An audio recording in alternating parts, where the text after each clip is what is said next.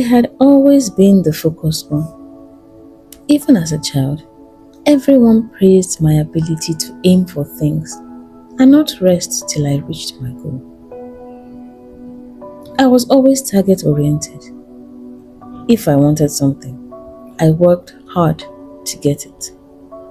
My mother always praised my keen gaze. She said my eyes held a piercing quality, calculating, mapping out strictly laid plans to achieve my desired targets. Failure? Failure was something alien to me. I never desired it, never saw it as a possibility on my path, and most certainly was totally incapable of handling it. As with everything else in my life, marriage came according to plan. I met the love of my life, he proposed, and we got married. It was a beautiful and smooth beginning to my plans to build the kind of family I had always wanted.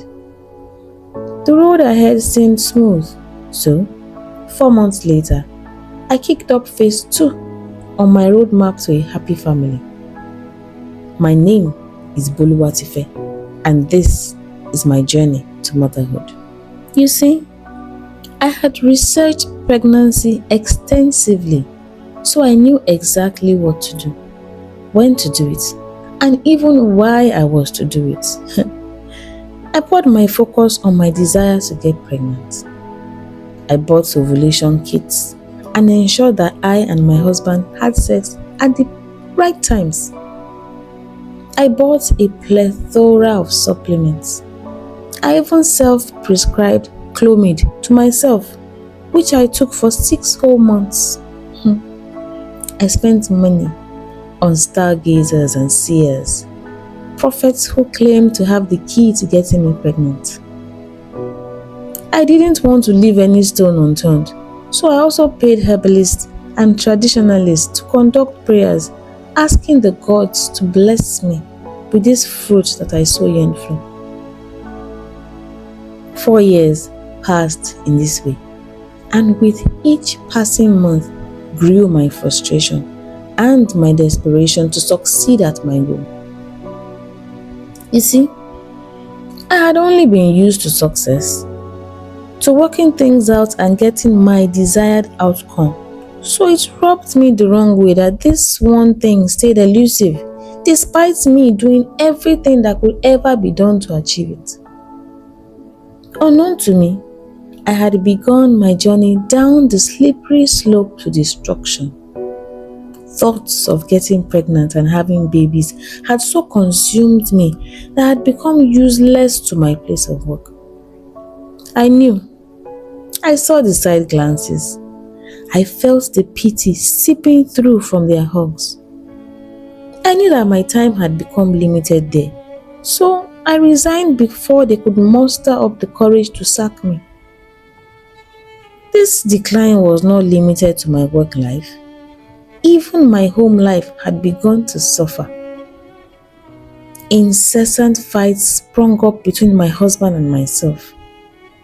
He could not just understand my obsession. Neither could he accept the harsh realities of what that obsession had changed me into. I, on the other hand, could not accept that I had failed at being a good wife or a perfect woman. What was I when I could not even successfully get pregnant? Desperation is a bad thing. It takes away one's sense of self, destroys every sense of deep thinking. Daily, I kept sinking into new depths. At one point, I was introduced to a fake IVF doctor who insisted that his brand of IVF could only work if he had sex with me. I nearly gave in, deeply hypnotized by the fetish concoctions that had already been administered to me. My salvation came just in the nick of time. My mind suddenly became clear and I was able to make my getaway. This incident nearly cost me my home. My husband found out and he threatened to divorce me because I had taken such bold moves without consulting him. To him, this was the height of disrespect, and it took a lot of pleading for things to resume a somewhat normal outlook between us. I had now reached the deepest depths possible. I was a jobless woman whose marriage stood crookedly on shaky legs. I totally lost myself. I had finally become that which I never thought I would be, a failure. I was home all day, every day, wrapped in sweat-stained wrappers, my face soaked in tears and my hair an unwashed mess. My heart yearned for some succor, so I spent hours on YouTube watching pastors that I respected preach about the unfailing God and His divine timing. Still, my heart stayed heavy, weighed down by my own failings and inadequacy. I felt so alone, like no one could see or understand the absolute torture I was passing through every single day. Even my husband had become distant. I couldn't tell whether it was because of the stench of my unwashed body or the fact that he had tried severally to talk me through the depression that was slowly but surely sinking its fangs deep into my spirit. Things came to a head when he finally staged an intervention, with his parents in tow. Oh, I had never felt so ashamed in my life. My in-laws, who I had always looked up to, came to talk me out of this low depth. I felt like I was being seen at my lowest. I felt like I was losing my tenuous grip on the last phrase of my sanity. My one true love had betrayed me. He had showed me to his family at my most vulnerable. He pulled me close, convinced me that I was sane and that I was loved. He showed me how much my own pain was also hurting him. And then, my father-in-law suggested IVF. But he insisted that it had to be from a renowned and proper fertility specialist this time around. I reluctantly agreed. 7 years had passed, and in those years I had been scammed by one fraud. I had heard different tales of failed IVF, and I had been told that the financial toll of the whole process could be daunting. However, my father-in-law had offered to contribute to the financial cost, so I allowed myself to be convinced. This time around, I made my due findings before approaching a good fertility specialist clinic. The doctor immediately took me under his wing and scheduled me for the preliminary tests. When the results came back, it showed that I had a poor ovarian reserve. My eggs were of a low quality, a condition that was natural as women age past their late 30s. I flat out refused to consider donor eggs, so we opted for the option to boost my egg quality through the use of prescribed supplements like DHEA, coenzyme Q10, folic acid, vitamin C, and other medications which I took for 3 months. The results were hopeful. My egg quality increased. Still, my fear of failure made me continue to postpone the IVF. I just knew in my heart that I would not be able to handle a failed IVF procedure. Fear had built a stronghold in my heart, and I was scared of the suspense that would follow, not knowing whether the implantation took or not. I knew myself. I could not handle that suspense while knowing that the outcome was out of my hands. Still, this was my last resort. So in June, I put on a bold face and we did the procedure. I was a nightmare patient. Now, I can look back and I wonder how the doctor coped with my incessant calls. The funny thing was that most of these calls were not even medically necessary. I was calling to talk about my fear. I was calling to talk about my apprehension. I called for validation. I called at all times and all hours. I even called repeatedly in the dead of night till his wife had to pick up and politely inform me that her husband was sleeping. I was so consumed by my own need that it had blinded me from that of anyone else but myself.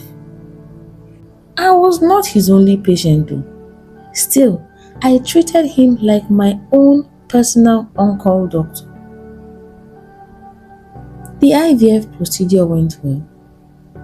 We were able to get 2 viable embryos successfully transferred into my uterus. Now, all we had to do was wait. 2 weeks. 14 days of waiting before testing to find out if the embryos successfully implanted or not. The suspense was killing me. So, despite being told not to take any test till the 14th day, I secretly began testing myself from day 6. Urine test strip after urine test strip. Each single negative mark was like a cut into my already shaky hold on what was left of my sanity. The negatives held steady, constantly mocking my resolve till the 14th day. Oh, I lost everything on that day. Myself, my essence, my will to live. I took my last urine pregnancy test on the 14th day. My hands quivered as I held the strip, watching the first pink line form. My heart, suddenly weighing a ton, crashed through the earth's core to rest at the feet of the devil himself. I do not totally recall what happened next, but my husband says that I was like a mad woman, like someone possessed by an evil spirit. He said that I broke everything that could be broken in the house before locking myself up in my room.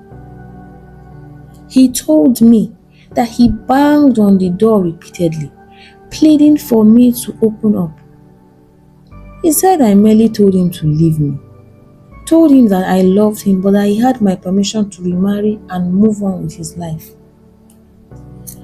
My husband says he felt a cold sweat cover his entire body from head to toe. Meanwhile, in the locked room, I moved like someone in a daze. I was there, but not totally. The hands that opened my medicine cabinet looked like mine, but they didn't feel like it. My wedding ring flashed as I piled capsules, tablets, and pills.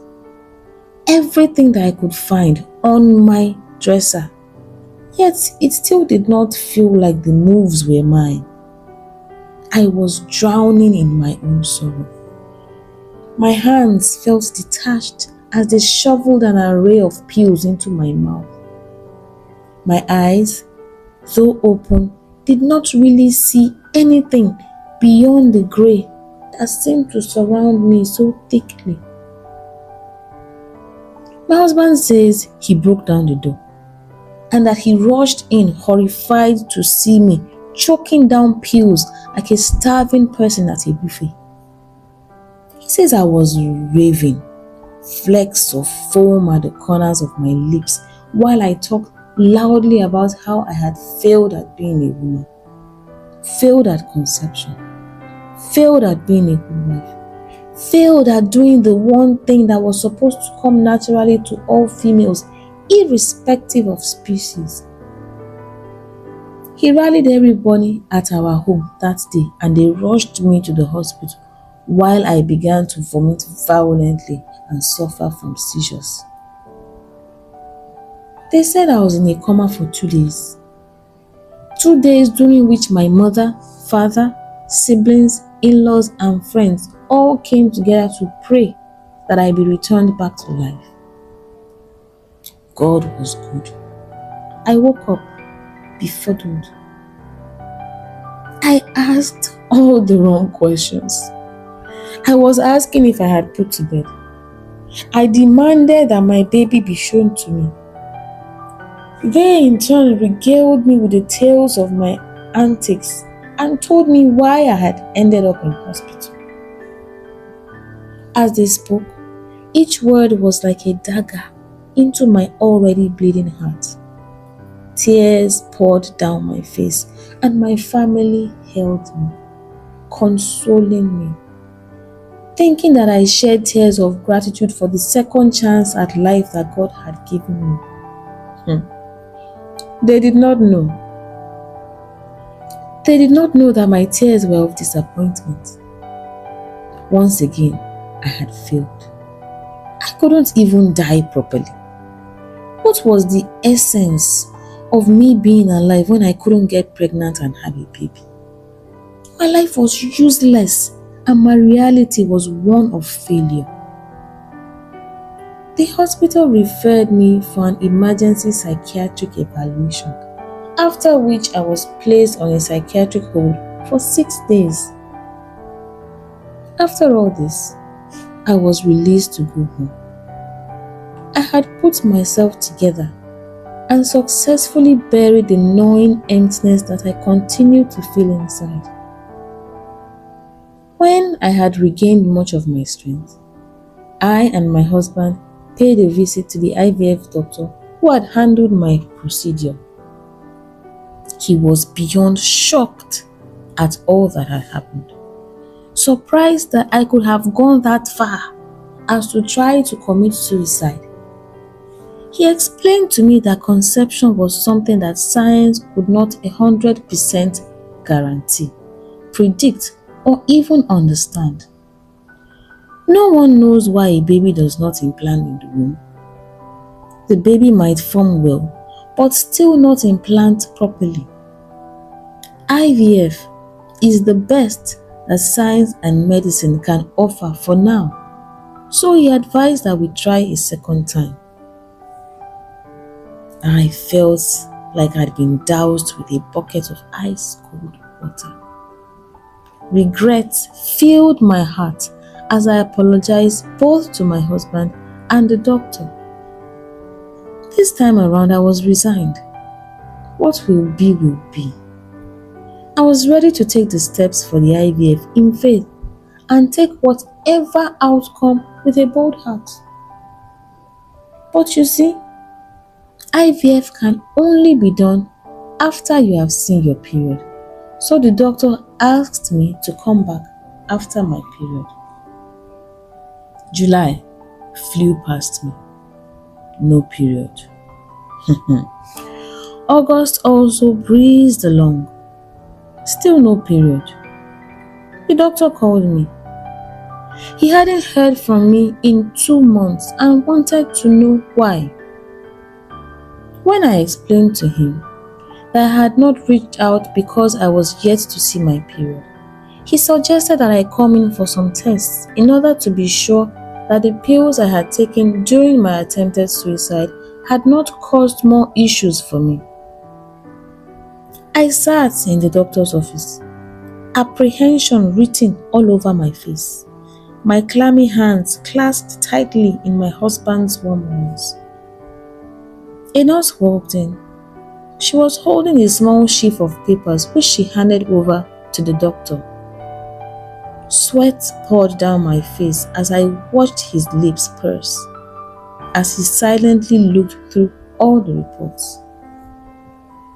My husband winced as I tightened my hold on his hand, squeezing it like my life depended on it. Still, I said nothing. I was determined that this time would be different.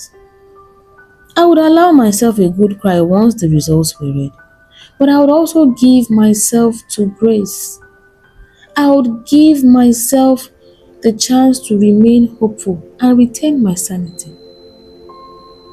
The doctor looked at me. I watched him.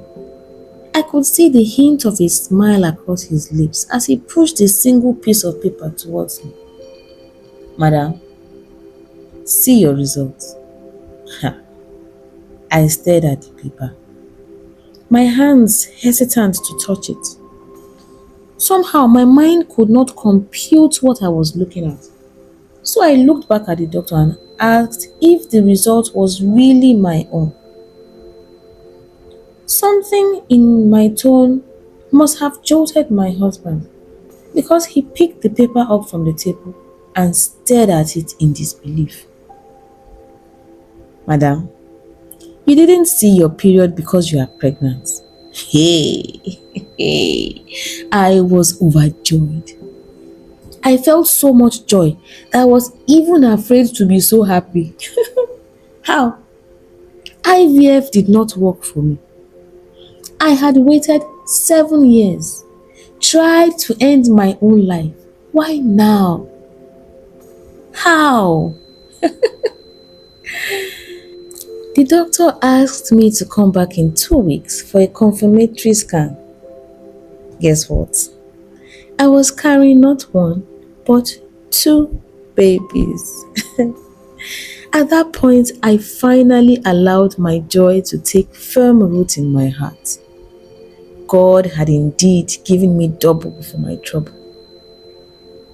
My life has taught me a few things. 1. In life, difficulties would always come. But one must stay grateful to God at all times, despite whatever it is that you might be going through. I could have stayed in faith that God would work it out for me in the end, but I did not. Instead, I put my husband through hell, and I nearly destroyed myself too in the process. 2. Never say never. You see, if I had died, my husband would have mourned me, but at the end of the day, he would have also moved on with his life. I would have been the one with the wasted destiny and the wasted existence. 3. Motherhood is good, but it doesn't define womanhood in its totality. There are many women who would never be mothers. They are not lesser women because of this. Many have found solace in happiness. Why? Because happiness is not necessarily having everything one wants, but having what one needs as one needs it. This rings particularly true for believers, anyone who has faith in a higher power. God indeed does his own things in his own perfect time. My IVF journey failed, yet I got pregnant naturally after 7 years with twins. My name is Boluwatife, and this is my fertility journey.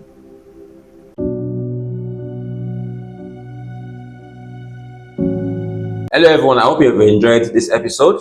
It's the reason for this is for you guys to learn from people's stories, their mistakes, their ups and downs, and to empower you to make the right decision. Don't forget, you are not alone in this journey. Infertility is a journey, but it has a destination. Don't lose focus on the destination. The destination is having your babies, so do not lose focus. Most importantly, make sure your mental health is key. I believe today's episode has worked well for you. Learn from it and please share, subscribe, and next week, catch you for another episode. I remain Dr. Global. Thank you.